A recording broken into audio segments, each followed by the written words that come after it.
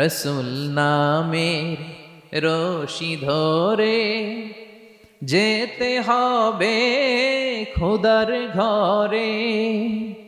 নদী তরঙ্গে যে পড়েছে ভাই, দরিয়াতে সে আপনি মেশে।